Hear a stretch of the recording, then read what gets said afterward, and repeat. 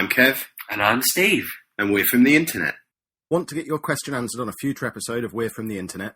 Head over to we'refromtheinternet.com/question, tweet your questions at KevinSteve, email kevinsteve@gmail.com, or post them at facebook.com/KevinSteve, or even leave them in the comments for this episode.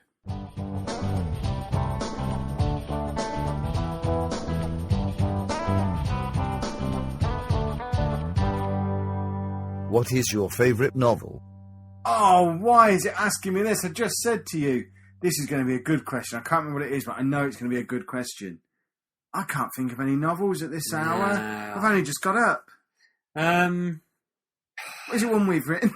Are we allowed to just shell our own wares yet? Or We shouldn't Have we do not that. built up enough trust yet? No, we shouldn't do that. I don't know.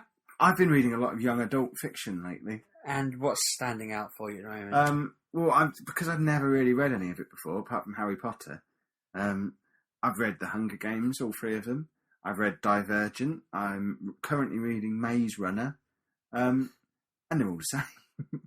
They're all angsty teenagers who get in a pickle and want to save the world.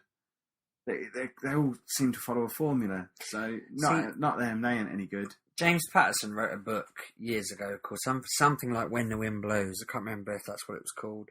That was about these like genetic experiments who like escape and go on the runs within. It was like I want to say young adult, but not like early teens or mid-teens. It was more like, I suppose, 20s or something, I suppose. But I thought it was brilliant at the time, and he wrote a couple of them that were really good. And then suddenly he rebooted it as a young adult aimed at slightly older than your oldest daughter sort of age. And 32. Apparently they're doing really well, but I can't bring myself to read them now because they're aimed at sort of 14, 15-year-old girls, whereas they were aimed at kind of adults when I read them, and they were quite clever. Yeah, Well, I think they were, because he wrote all these other thriller books about Alex Cross and the Women's Murder Club and all of them, and they're all really good. The Women's Murder Club, is that what They it's called? solved murders. Did they? They're the ones called like First Degree, Second Chance, Third Time Lucky, I don't know, all stuff like that. The They're up to more like you 18 tell me, I've now, never yeah. read a James Patterson book, but the more you tell me His about him, titles the are more so I silly. dislike him and never want to read They're any of his work. all of his Alex Cross books were like Three Blind Mice and Pop Goes the Weasel and Roses Are Red, and the sequel was Violets Are Blue, and now he just calls them like Alex Cross, Cross Country, Cross Hairs, and all that. You know, they've all got. It crosses makes me and all. angry. It's just a lazy title maker. I mean, it's clever in a way because he just plucks any old name, starts writing a crime. Is this a fellow who doesn't even write his own books? Sometimes he gets other people to write a book and then he helps edit it or something like that. How do we get involved in writing a book for him? I don't know, to be honest. Should I we ring guess him we up? just send him a thriller. I guess first step is don't slag him off on a podcast. Well, I didn't. I praised him highly. Okay, well you go and write for him then, and I'll just act as some kind of executive consultant. Well, I guess there'll be a point in our writing careers where Steve Step-Hansen is just a co-author on books because of his reputation in the field. Field of what? Writing. Ridiculous surname. Bookology. Is that a thing? I don't know. I just made it up. I like the Jack Reacher books. I've mentioned that on a variety of our podcasts before. And I don't really know why, because they're just trashy. Well, that's, yeah. The Alex just- Cross books are reasonably trashy. They're respectable in a way. They're not quite as Americanized as Jack Reacher. You know, they're set in America. Jack Reacher's a weird one as well, because the author is from Coventry. But he wrote like TV for ITV for years and years and years, got made redundant, changed his name to Lee Child, moved to New York and started writing these really American books. We need to move to New York. I think it's probably on the cards at some point. Wilbur Smith's Warlock is an amazing book, and The Quest, which is the sequel to it, that's pretty good. But then it's weird. He's got this character that's set in Egyptian times, and he does all these serious Egyptian books with no magicalness to them, and they're a bit tame, I'd say, and I don't really think they're that fun.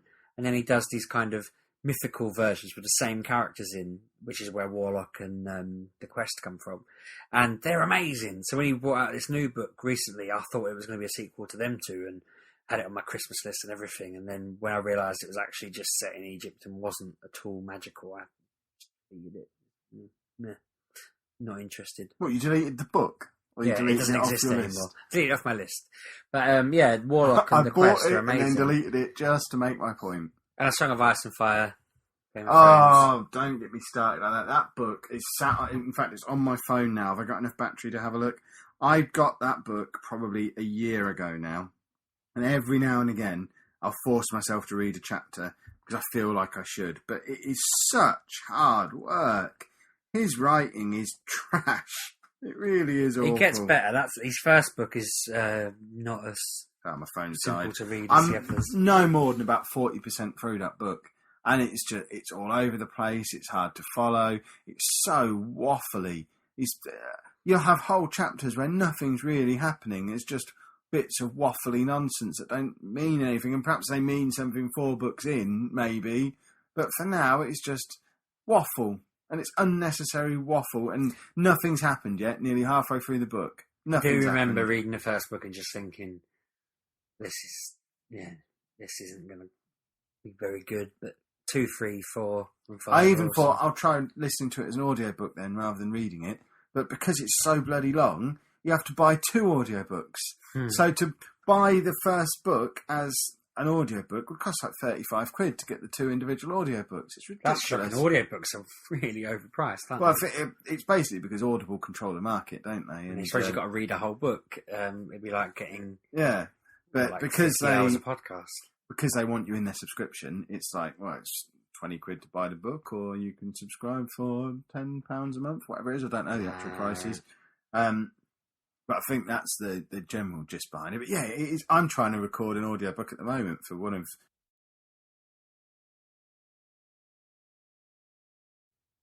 And it's the shortest book we've ever written, ever released. It's like 18,000 words, and I must have spent maybe 5 or 6 hours actual recording time to get an hour's worth of audiobook content on there. Wow. Because it's so fiddly the way you have to do it, because everything has to be completely perfect. And you'd think after 5 years of podcasting, I'd be able to just read a book out loud, but it's hard. Like that pause I've just done there on an audiobook, if you submitted that to Audible, they'd reject that because the pause was too long and it has to be perfect, and there's so many ways that you have to do it, and it's I can see why they have to charge so much, because it is such a ball ache to actually get it up to a decent standard.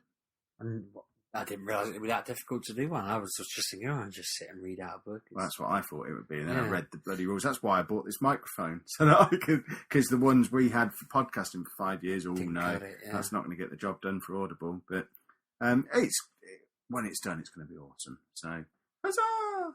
Good luck then. Want to get every episode of We're From the Internet at least a day earlier than the iTunes and Stitcher folk?